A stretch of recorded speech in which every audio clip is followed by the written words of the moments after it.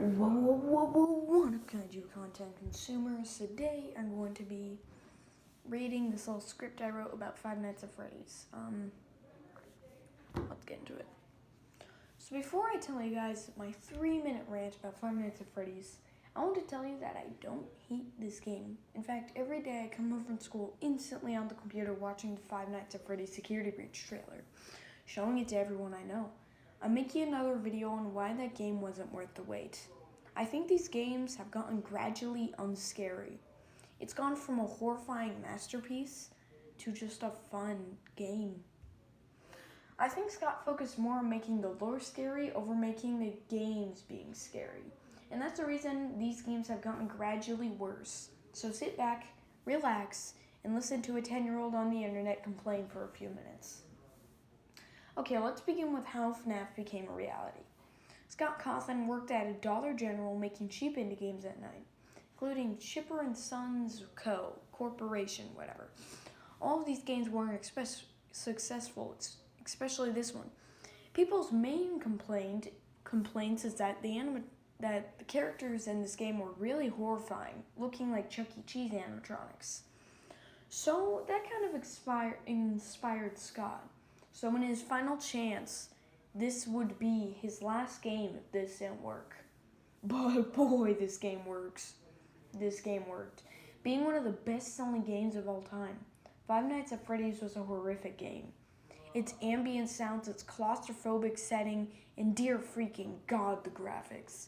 For a game that was released 7 years ago and was made in a couple months, this game has incredible graphics. It is also horrifying. So with all the money Scott received, he knew exactly what to do. Make a sequel.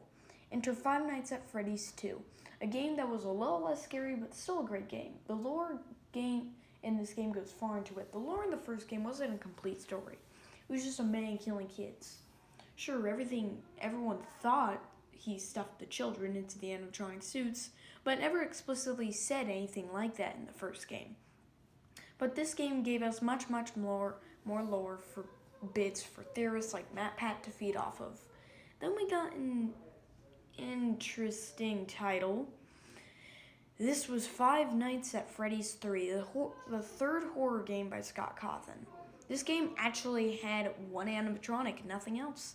But it's the stuff around that animatronic that made it the hardest Five Nights at Freddy's game up to that point. With stuff like errors and the overall way you keep Springtrap at bay is fun and nice, but sadly, I think this should have been it for FNAF. This would have been the perfect final boss for the series, and yes, I do like some of the games after this one. This would have been a good excuse to wrap the series up. And also the lore was practically fine at this point. But of course, it's Five Nights at Freddy's, so there's more. Five Nights at Freddy's 4, the first bad game in the franchise, in my opinion. This is debatably scary. My problem with the nightmares is that they feel a little over the top scary. Like, yeah, they were probably the scariest animatronics up to that point, but geez, this game is just not fun. While it was great for lore, the game had terrible gameplay. And this game's sound was crucial, but I liked it better when I used my eyes. It was better. But sadly, I think this is the last scary game in the series. Sister Location was fun, but not scary at all. The only part that got me to jump was a Funtime Foxy boss battle. And that makes me sad, because with all the new stuff like voice acting, this game had great potential to be scarier than anything else in indie horror. Freddy Fazbear's Pizzeria Simulator.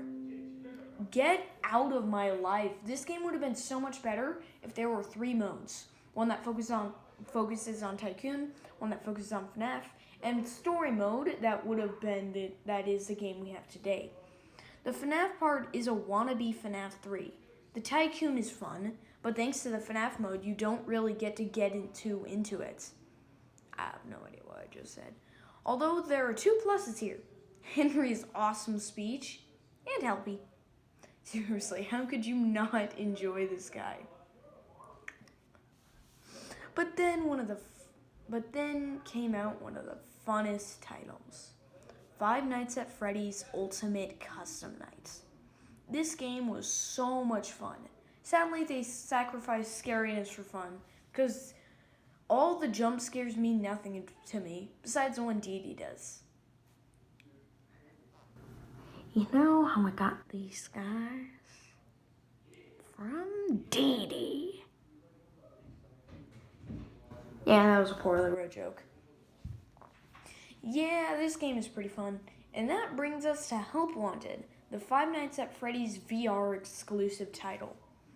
This one is the first game in years to be scary and fun at the same time. Wow, maybe Steelwool can make great game. Oh yeah, FNAF security breach exists. This game is disappointing and bad. The first, 10 minutes? The first, 10 minutes are buggy as all crap. And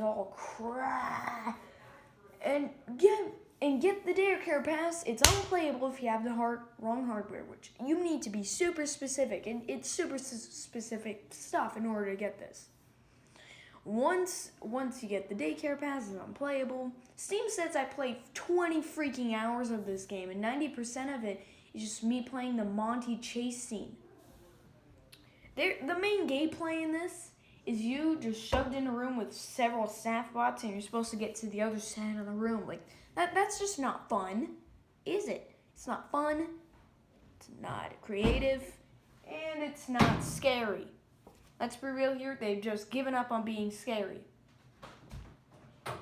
In the main lobby room, it takes 20 minutes to figure out what to do. And through all of it, you hear Chica saying the exact same 3 voice lines in 10 seconds. This game's awful.